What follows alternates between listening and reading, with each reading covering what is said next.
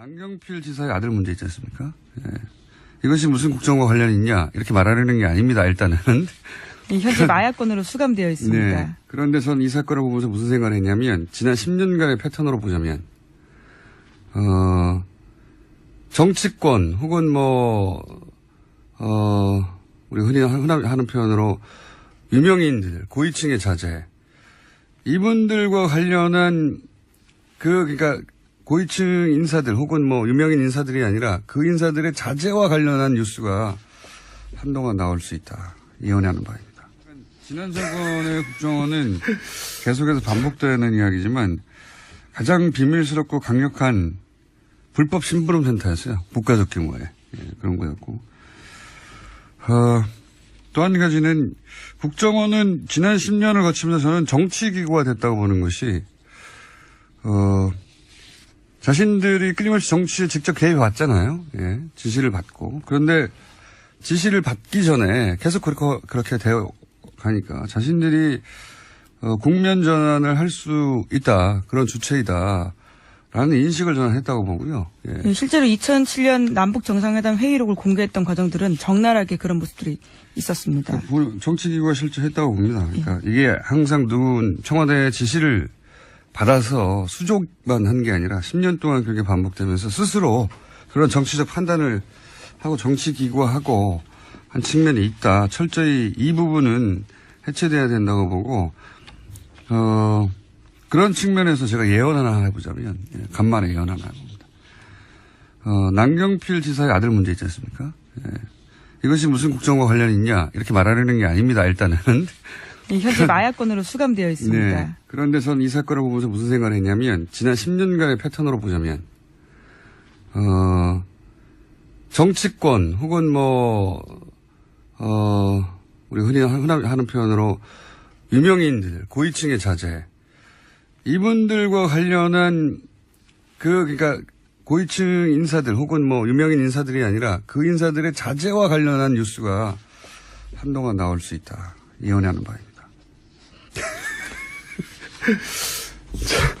저는 그런 의구심과 촉이 작동하였다. 그럴 수 있어요. 예. 일단 그렇게 예언해두고요. 다음 뉴스는요. 네, 이명박 전 대통령과 관련된 뉴스 계속 전해드리겠습니다. 청계재단이라고 있는데요. 이명박 전 대통령이 출연한 재단입니다. 이와 관련해서 청계재단이 자신의 채찍근인 뉴라이트 계열 김진홍 목사의 법인재단에 수천만 원을 지원했다라는 보도가 나왔습니다.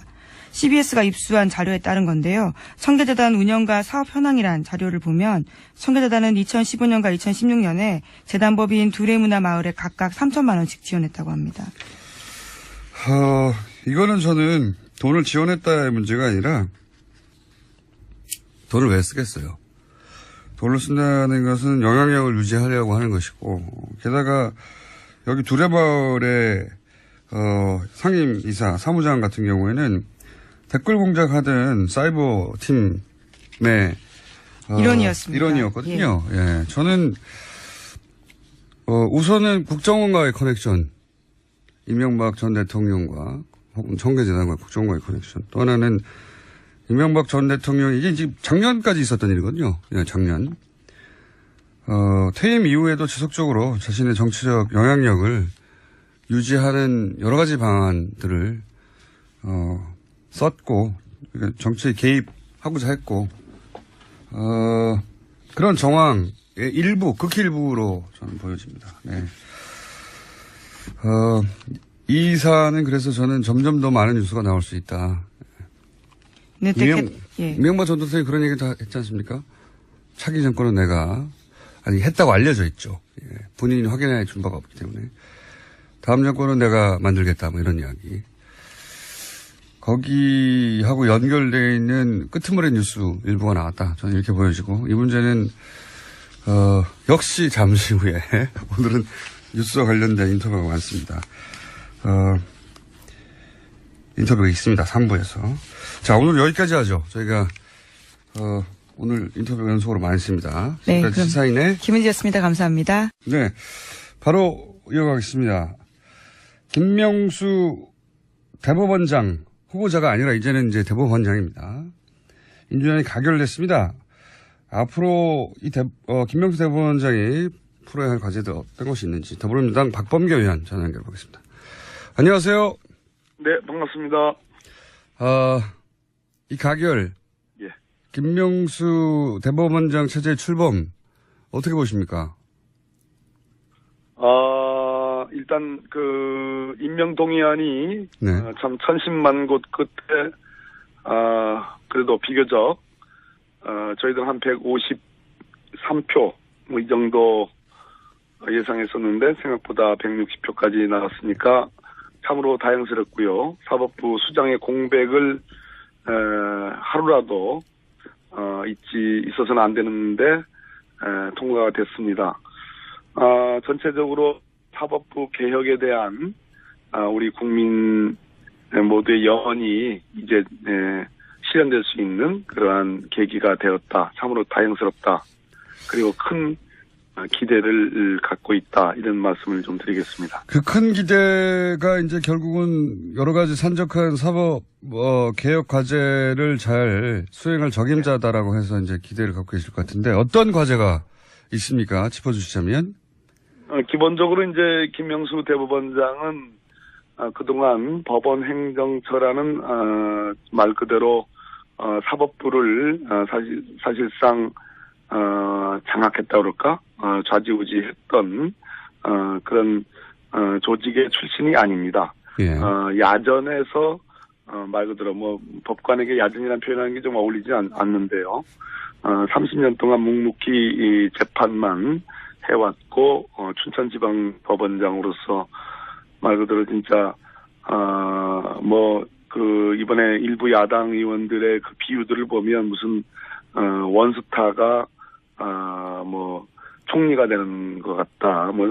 춘천 경찰서장이 경찰청장이 되는 것과 같다는 이런 비유가 있을 정도로 그런 비아냥을 들었습니다. 반대로 그것은 사법부 전체를 일신하고 말 그대로 소수자 보호 그리고 힘없는 어떤 사회적 약자 보호에 대한 그런 사법부 판결의 분위기를 일신할 수 있는 계기가 되었다. 이렇게 말씀드릴 수 있겠습니다.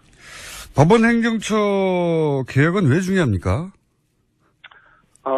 법원 행정처는 필요한 조직입니다. 그러니까 전체적으로 3천여 명의 판사들 그리고 참 많은 어떤 그 구성원을 갖고 있는 사법부에서 여러 가지 행정적인 측면에 일사불란함 그리고 상당한 효율성을 가질 필요가 있기 때문에 네. 법원 행정처가 필요한 그런 조직이긴 한데요. 예. 법원 행정처가 그동안 많은 오명을 갖고 있죠. 그러니까 특히 양승태 현 대법원장 체제에서 사법부 판결 내부로부터의 독립을 좀 간섭을 한 거 아니냐, 재판에 관여한 거 아니냐라는 그러한 오해를 받아왔습니다. 그런 측면에서 단순한 사법행정의 지원 조직이 아니고 어떤 법관의 재판에 관여하고 간섭한 거 아니냐는 그런 오해가 있었기 때문에 그런 측면에서 개혁이 필요하다 이런 말씀을 드리겠습니다. 알겠습니다. 또 한 가지는 이제 판사 블랙리스트 문제가 크게 불거졌었는데 이 대법원장 인준 전후로 하여서는 잠잠했습니다. 이 문제는 다시 짚어봐야 될 문제가 되겠죠? 지금 이제 전국 법관 회의에서 예. 판사 블랙리스트 문제를 공식적으로 제기를 했고 김명수 이제 신임 대법원장이 인사청문회에서 그 문제를 다시 살펴보겠다고 했습니다. 그런 측면에서 어찌됐든 절차적으로 이 문제에 대한 충분한 규명이 저는 있어야 된다고 보고 있습니다. 이게 뭐랄까요? 법적 처벌까지도 갈 수 있는 사안이라고 보십니까? 만약에 실제로 누군가가 판사들의 성향을 기록한 블랙리스트를 만들어서 그걸 활용했었다면? 박근혜 정부의 블랙리스트와 관련해서 지금 1심 판결이 났죠. 네. 실제로 실형이 나왔고 김기춘 전 비서실장이 실형이 나왔습니다. 같은 그 선상에서 보면 되겠습니다. 만약에 알겠습니다. 진상규명이 문제인데요. 만약에 예. 그게 사실이라면 그것은 형사적인 사법 처리의 대상이 되겠습니다.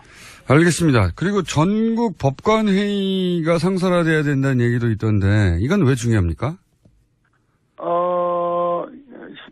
지금 김명수 대법원장의 이제 전임이라 할 수 있는 네. 그 양승태 대법원장조차도 전국 법관회의 상설화를 수용하겠다고 얘기를 했습니다. 무슨 얘기인가 하니 사법부는 개개의 판사들이 네. 헌법과 법률에 따라 헌법과 법률 및 양심에 따라 독립하여 심판한다는 헌법 규정이 있습니다. 그것은 판사의 독립성, 사법부의 독립성을 이제 강조한 건데요. 그런 측면에서 판사들이 또 외부로부터의 독립은 물론이지만 대법원장을 포함해서 상급 기관 또는 또 법원장으로부터의 독립, 내부로부터의 독립도 중요하기 때문에 그러한 것들이 보장이 되려면 개개의 이 평판사들의 어떤 전체적인 회의체, 그런 어떤 의지를 모아나가는 그러한 구심이 필요하다는 측면에서 법관회의가 의미가 있다고 보겠습니다. 그러니까 사법부의 그러니까 법원행정처의 개혁이나 전국 법관회의 상설화 모두 사법부의 독립을 위한 어떤 계획 조치군요. 그렇습니다. 예. 예, 맞습니다. 알겠습니다. 그리고 한 가지 더 여쭤보자면 대법관 수를 늘려야 한다는 이야기도 있는데 대법관 수를 왜 늘려야 되는 거죠?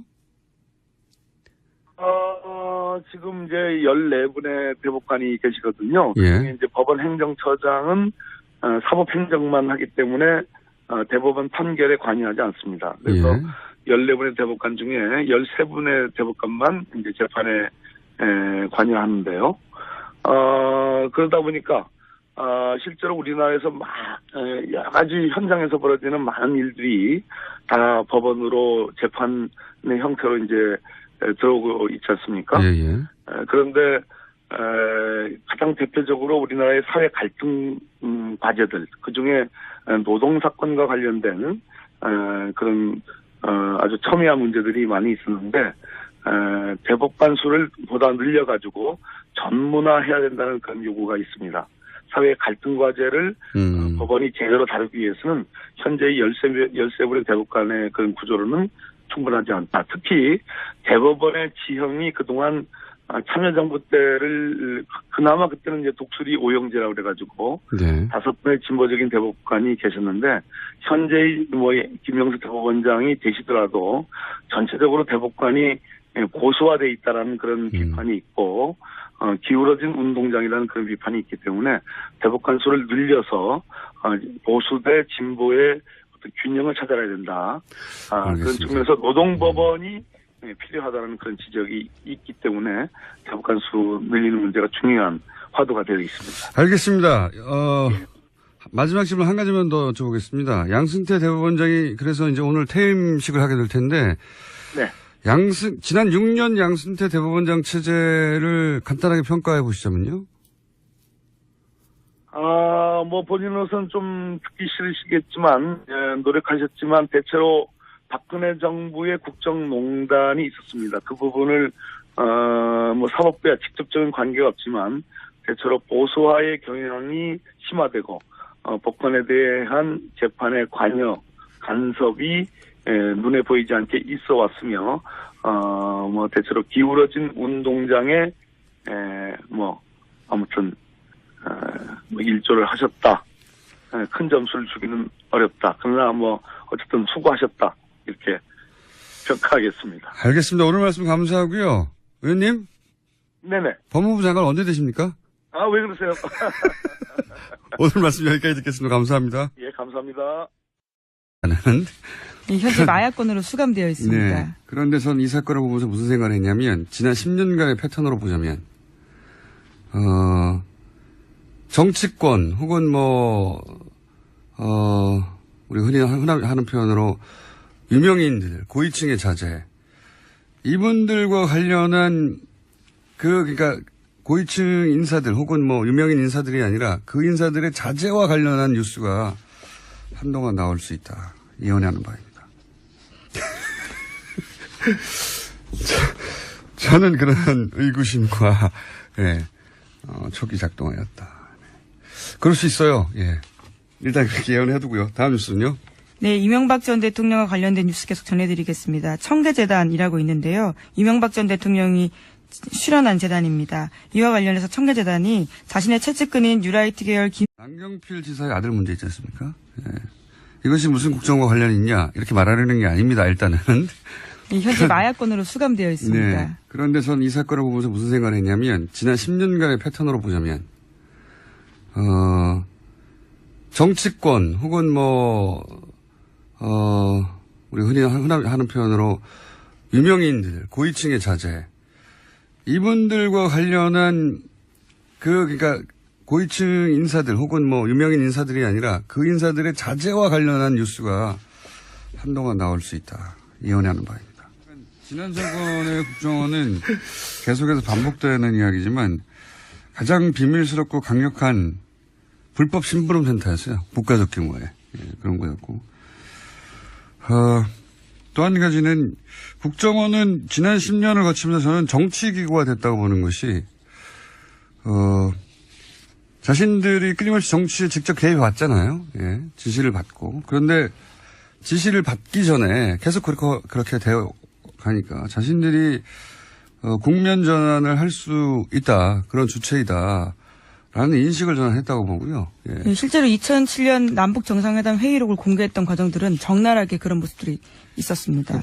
정치기구가 실제 했다고 봅니다. 그러니까 이게 항상 누군 청와대의 지시를 받아서 수족만 한 게 아니라 10년 동안 그렇게 반복되면서 스스로 그런 정치적 판단을 하고 정치기구화하고 한 측면이 있다. 철저히 이 부분은 해체돼야 된다고 보고 그런 측면에서 제가 예언 하나 해보자면 간만에 예언 하나 해봅니다. 남경필 지사의 아들 문제 있지 않습니까? 예. 이것이 무슨 국정과 관련이 있냐 이렇게 말하려는 게 아닙니다. 일단 퇴임 이후에도 지속적으로 자신의 정치적 영향력을 유지하는 여러 가지 방안들을 썼고 정치에 개입하고자 했고 그런 정황의 일부 극히 일부로 저는 보여집니다. 네. 이 사안은 그래서 저는 점점 더 많은 뉴스가 나올 수 있다. 네, 이명박 전 대통령이 그런 얘기 다 했지 않습니까? 차기 정권은 했다고 알려져 있죠. 예. 본인이 확인해 준 바가 없기 때문에. 다음 정권은 내가 만들겠다, 이런 이야기. 거기하고 연결되어 있는 끄트머리 뉴스 일부가 나왔다. 저는 이렇게 보여지고, 이 문제는, 역시 잠시 후에, 오늘은 뉴스와 관련된 인터뷰가 많습니다. 인터뷰가 있습니다. 3부에서. 자, 오늘 여기까지 하죠. 저희가. 김진홍 목사의 법인재단에 수천만 원을 지원했다라는 보도가 나왔습니다. CBS가 입수한 자료에 따른 건데요. 청계재단 운영과 사업 현황이란 자료를 보면 청계재단은 2015년과 2016년에 재단법인 두레문화 마을에 각각 3천만 원씩 지원했다고 합니다. 이거는 저는 돈을 지원했다의 문제가 아니라 돈을 왜 쓰겠어요? 돈을 쓴다는 것은 영향력을 유지하려고 하는 것이고, 게다가 여기 두레마을의 상임이사 사무장 같은 경우에는 댓글 공작하던 사이버 팀의 일원이었거든요. 예. 저는 우선은 국정원과의 커넥션, 이명박 전 대통령과 혹은 청계재단과 국정원과의 커넥션. 또 하나는 이명박 전 대통령이 이게 지금 작년까지 있었던 일이거든요. 예, 작년.